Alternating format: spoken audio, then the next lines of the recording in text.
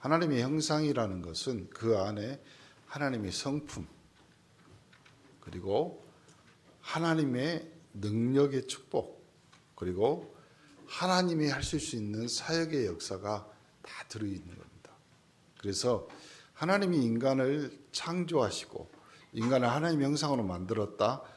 그 후에 오는 하나님의 평가는 딱 하나였습니다. 하나님의 보시기에 심히 좋았더라. 옆 사람 한번 보면서 인사해 봅시다. 좋소. 그러니까 남편들이 집에서 소 3마리 키우라고 하잖아요. 부인들한테 볼 때마다 좋소. 그리고 무슨 말을 대꾸하지 말고 좋소. 그리고 마지막 하나 있는데 그것까지 하면 너무 상처받을 것 같으니까. 그리고 그 하나님의 형상으로 봤을 때 사단이 봐도 시기 질투할 정도였습니다. 어떻게 하면 저걸 내가 하나님을 대적해서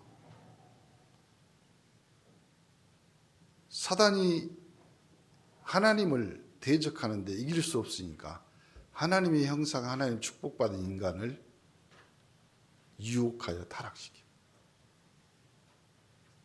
그것이 하나님 떠난 거고 하나님 말씀에 불순종한 거고 그 배후에 사단 마귀가. 그래서 모든 인생은 모든 사람은 아담의 씨로 태어났기 때문에 이런 자기도 모르는 영적 문제가 태어날 때부터 가지고 있다.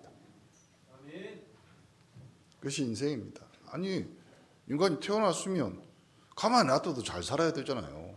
봐보세요. 나무나 채소나 잘 심고 물만 잘 줘도 잘 자라잖아요. 근데 왜 갑자기 병충해가 끼고 왜 이거 시들고 문제가 있다는 거잖아요. 그 인간 안에 눈에 안 보이는, 그리고 해결할 수도 없고 알 수도 없는 이 영적 문제, 이걸 어떻게 해야 되냐. 불신앙하였지, 죄지어 죄인 됐지, 그 배후에 사단이 영적 문제로 완전히 장악해 있지. 그 사람이 옴짝달싹 할 수 없다. 그걸 2자로 줄이면 운명이라고 그럽니다. 유일한 해결책은 하나님 만나면 되죠. 하나님 형상으로 만들었기 때문에 하나님 만나야지만 해결되는 문제잖아요. 왜요? 물고기는 물속에 살아야 되는 거고, 나무는 뿌리를 깊이 땅에 박고 살아야 됩니다. 새는 공중에 날아다녀야 돼요. 그래야 돼요. 그게 창조의 원리가 있는데 인간이 하나님 떠나니까 하나님 만나는 하나님의 방법, 하나님의 길을 여셨습니다. 그 길이 뭐냐? 창세기 3장 15절에 여자의 후손. 여자의 후손 아니면 이 영적 문제 사단을, 그 대가리를 박살낼 수 없다 이 말이에요. 꺾을 수가 없어. 머리를 부서뜨렸느니 머리를 깼느니. 우리 옛날에 친구들하고 놀다가 머리 돌에 맞고 그러면 여기 머리, 목포말로 전문 용어잖아요. 박 터졌다 그러잖아요. 그러면 거의 된장 바르고 이랬잖아요. 그 정도가 아니라니까. 박살났어. 영어 성경에는 크래시란 단어 있어요. 으깨졌다. 여자의 후손, 이 단어 모르면요, 뱀의 머리, 사단의 머리를 박살낼 수 없다. 그리고 출애굽기 3장 18절. 피 언약. 그리스도의 피 아니면 내가 다 이루었다 선포할 수 없어요. 우리에게 그리스도의 피, 언약의 피, 십자가의 피, 또 피 발라야지만 넘어가는 거예요. 저주재앙. 그걸 유월절이라고 그래요. 그걸 출애굽이라고. 여러분이 예수 믿고 예수 그리스도의 언약의 피, 그리스도의 언약의 피를 여러분 영혼과 여러분 가정, 여러분의 삶에 바르니까 저주재앙이 넘어가고 저주재앙이 여러분을 건들 수 없으니까 오늘 또 주일에 예배 와서 예배 드리는 거예요. 이사야 7장 14절. 처녀가 잉태하여 아들을 낳으니 임마누엘. 지금도 우리와 함께. 그걸 딱 두 자로 줄였습니다. 마태복음 16절에 네 자로 주는 그리스도시요 살아계신 하나님의 아들. 우리는 그 그리스도의 이름을 가지고 오늘 이 자리에 선 줄 믿습니다. 안 그러면요 마귀 자녀로 그 종 되어가지고 그대로 너희 아비 마귀. 그러니까 때 되면 시간 되면 문제 사건 나면 우상 숭배해야 돼. 모르니까. 이제 그만 좀 우상 섬깁시다. 그만 좀 전보로 다니고 그만 좀 무당한테 찾아갑시다. 인생이 구판입니까? 아니라니까요. 하나님의 축복 누리는 하나님의 형상들이 불신앙하고 하나님 모르니까 계속 빌어야 되고 부탁해야 되고 나사렛 예수 그리스도 이름으로 명하노니 그 사람에서 나가라. 우리는 명하는 인생이고 명령하는 인생이고 응답받는 인생이 언제부터 어느 순간부터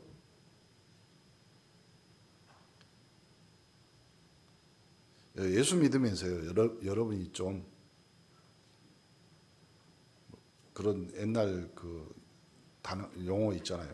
차도남, 차도녀. 좀 도도하게 사세요. 뭘 빌고 부탁하고 예수 그리스도 이름으로 기도합니다. 아멘. 그럼 끝인데 인생 앞에 저주 재앙 앞에 운명 앞에 완전히 잡혀가지고 여러분 무슨 띠입니까? 말띠요.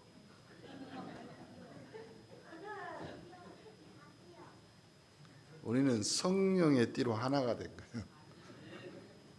근데 거기에 잡혀가지고 그렇죠.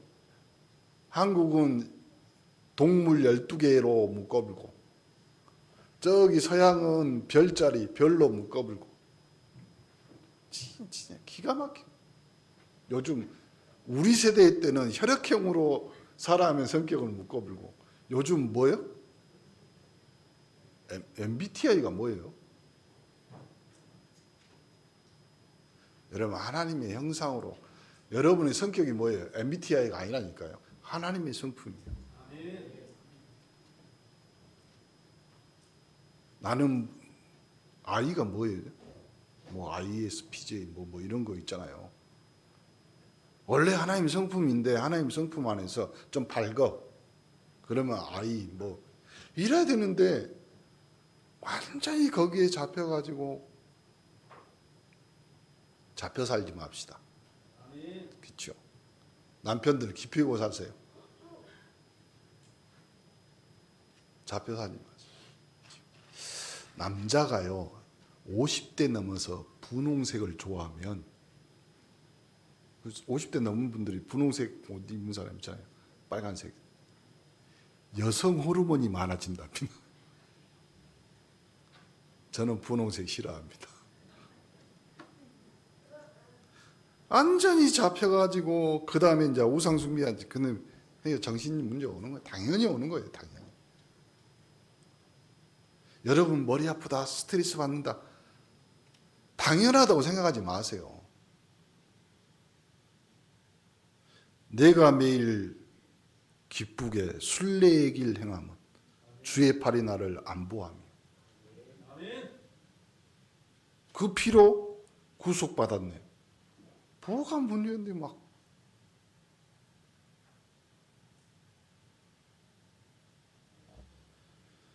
삶이 질병인 사람이 있습니다. 삶이 지옥 같은 인생을 살.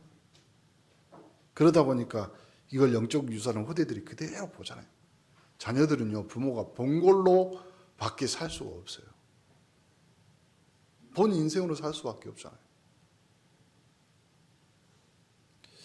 이번에 이제 우리 전남도의 연합 교육부 주관의 연합 랩런트 수련을 했는데 한 90명 정도 우리 랩런트들과 이제 스태프들 하면 한 100여 명 정도, 그리고 14개 교회 정도 연합에서 이제 수련했는데 결론이 뭐냐? 제가 교육부장인데 어른 목사님들하고 거기 같이 참여했던 목사님들의 결론은 랩런트 핵심 부활하자. 그리고 랩런트 찬양, 랩런트 오케스트라 하자. 봤더니 할 수 있는 사람들 많더라고. 저는 맞다고 했어요.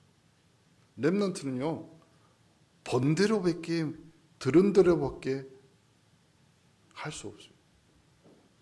그래서요, 목사님이 예전에도 한번 말씀드렸잖아요. 절대로 부모들은 랩런트들에게 믿음을 들키지 마라. 그렇죠? 믿음을 들키지 마라. 목사님, 그래 뭐 가식적으로. 가식이 아니라 자식을 살리는 거예요. 그렇잖아요. 그 아버지가 예수님한테 와서 고백하잖아요. 주여, 우리 믿음 없음을 불쌍히 여겨달라. 그러면 됩니다.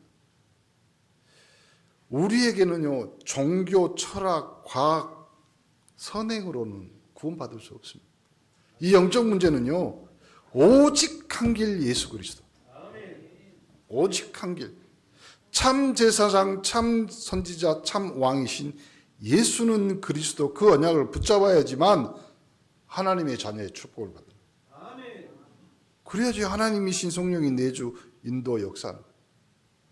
그래야지 예수 그리스도 이름으로 여러분이 흑암 저주 재앙을 결박하고 끊어내고 내쫓아. 여러분 천군 천사가 지키고 보호합니다. 여러분은 이미 천국 시민이에요. 이 땅에서. 여러분은 세계복음화의 증인으로 하나님이 세우시고 부르신 줄 믿습니다.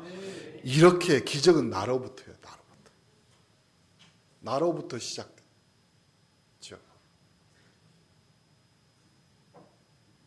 송삼석이라는 회장이 계시.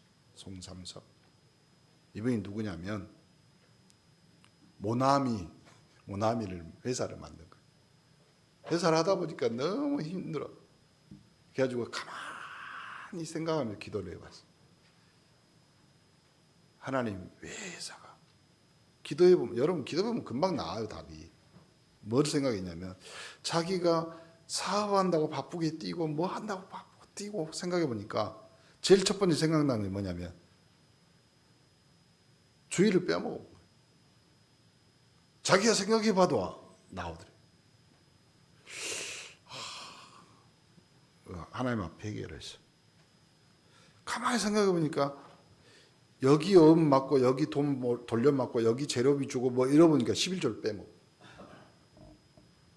하나님 앞에 회개. 가만히 생각해보면 또 하나가 생각났는데 뭐냐면 너무 피곤하니까 새벽 기도를 빼먹어. 하나님 앞에 회개. 그리고 나서 붙잡은 성경이 요한복음 21장 1절부터 14절. 베드로가 그물을 던졌는데 그래서 모나미 153이 나온 거예요. 모나미 153 갖고 있는 사람. 기적은 나를 갱신하면 됩니다. 나를 어떻게 갱신해? 나는 하나님의 자녀입니다. 나는 하나님의 형상입니다. 내가 예수 영접한 기적. 여러분 아무나 영접하는 거 아니에요. 그 은혜로 말미암아 너희가 구원을 얻었어요. 이것이 너희에게서 난 것이 아니요 하나님의 선물. 여러분은 진짜 기가 막힌 기적을 체험합니다. 우리가 오늘 3월 달에는 이제 주님의 기적에 대해서 봐보세요. 옆 사람 봐보세요. 당신이 오늘 벼락 안 맞고 교회에 왔습니다. 당신이 기적입니다. 기적이 기적. 기적이라는 용어를 사전에 찾아보니까 인간의 말로 표현할 수 없고 인간이 생각할 수 없는 거라. 그렇죠?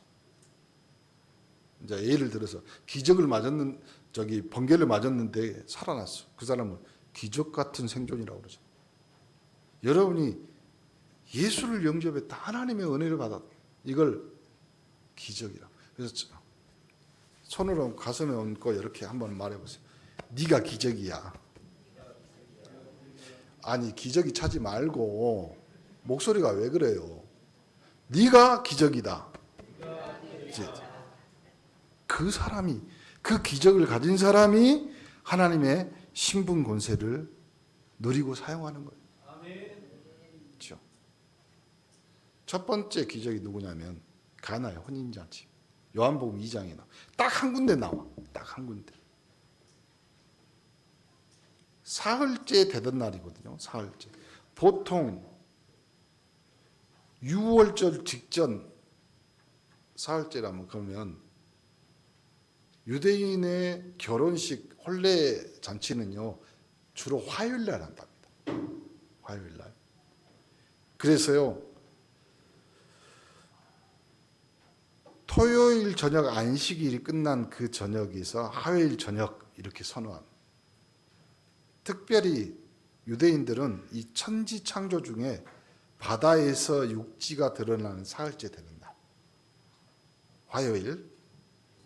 왜 그러냐면 그러면 2배의 축복을 받는다. 뭐 이런 생각이 있나 보죠.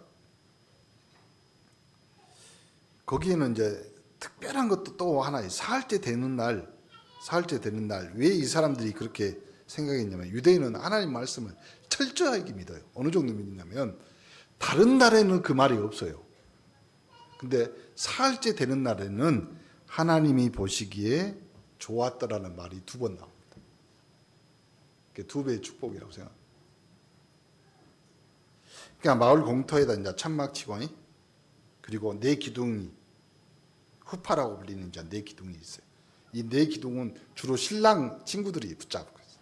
바람이 날아가면 안 되고 딱 설치란 곳곳에다가 이제 횃불을 밝혀놓고, 그렇죠. 그 다음에 뭘 하냐면요, 이 사람들이 결혼 잔치의 호스트는 신랑이 합니다.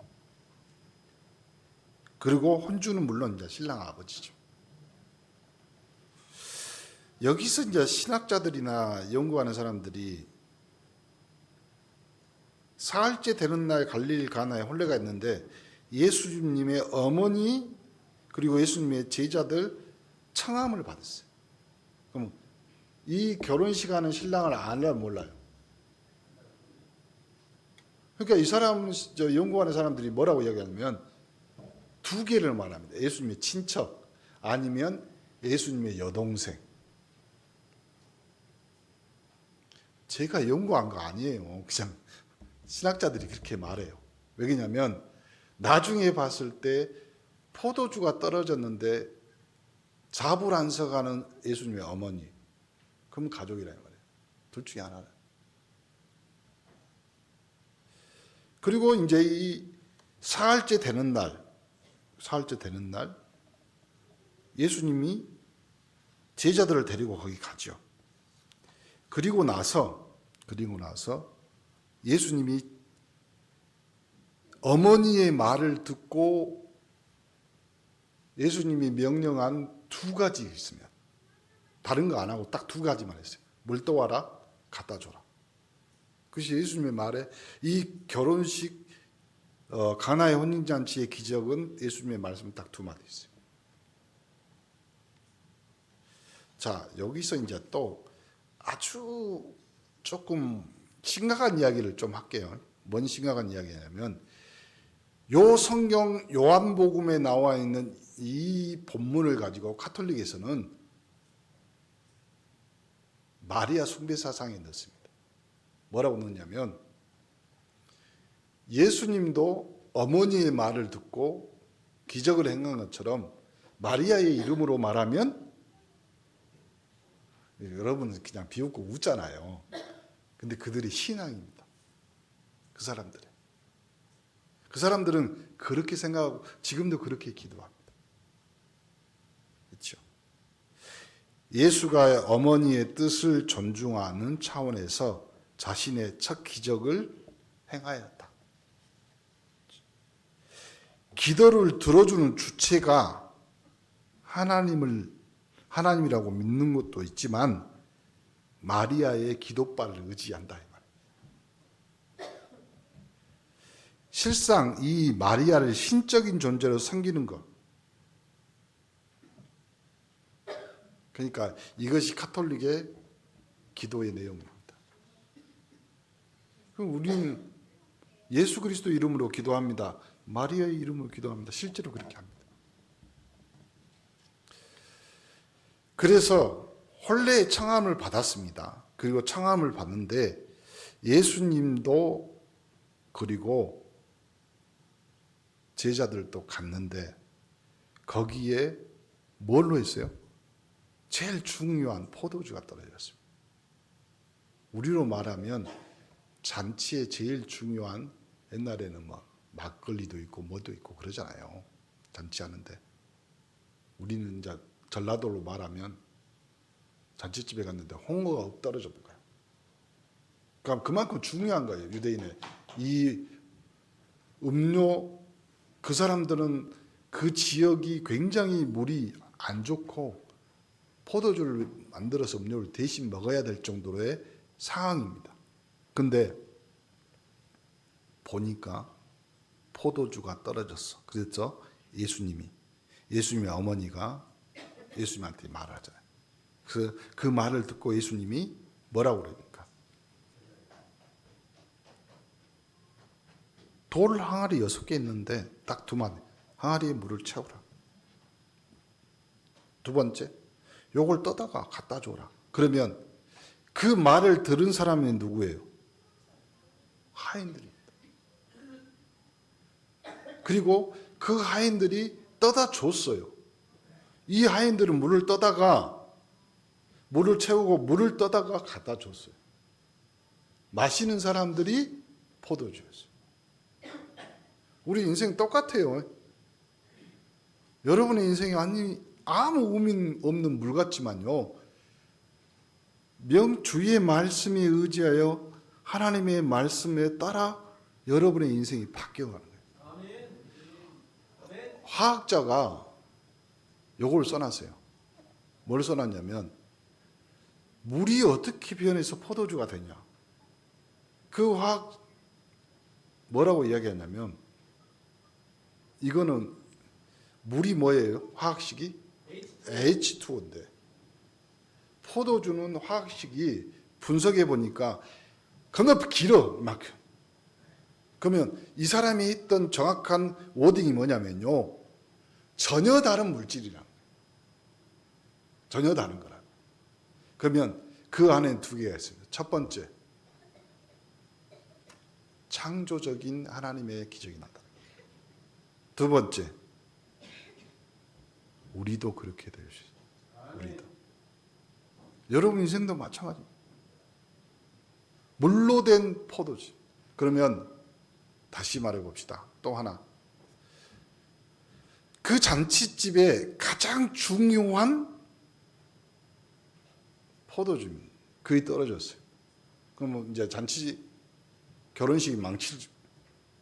근데 그 잔치집에 가장 중요한 포도주가 떨어졌는데 가장 하찮은 물을 떠다가 갖다 줬더니 포도주로 바뀐 거예요. 그 갖다 준 사람이 누구예요? 하인들이. 신분, 능력, 수준 상관없습니다. 주의 말씀에 의지하여 인생이 바뀐 거예요. 두 번째 사건은 똑같아. 두 번째 사건은 누가복음 5장에 나옵니다. 누가복음 5장, 그 다음에 마태복음 4장, 마가복음 1장, 이건 뭐냐면 제자의 소명장이거든요. 근데 유독 누가복음만 다릅니다. 누가복음만 뭐가 나오냐면요. 베드로가 예수님 만나는 장면이 나와요. 똑같은 장면이에요. 근데 마태복음에는 갈릴리 해변, 그리고 나를 따르라고 말했고 그물과 배를 아버지를 버려두고 예수님을 따릅니다. 그것이 마태복음하고 마가복음에 나오는 내용이에요. 근데 누가복음에는 다르게 나옵니다. 이 게네사렛이라는 말은 갈릴리 해변이 똑같은 말이에요. 그 지역 동네라 이 말이에요. 근데 갈릴리라고도 그러고 다른 성경은 디베라 호수라고도 말해요. 그러니까 어부라고 말하니까 우리는 바다에서 고기 잡는 그 어부라고 생각하죠. 호수에 호수. 근데 여기 보니까 예수님이 무리가 몰려오니까 하나님 말씀을 전파하다가 이 호숫가에 배 두 척이 있는 걸로 보고 어부들한테 이 배 좀 여기로 갖고 와봐.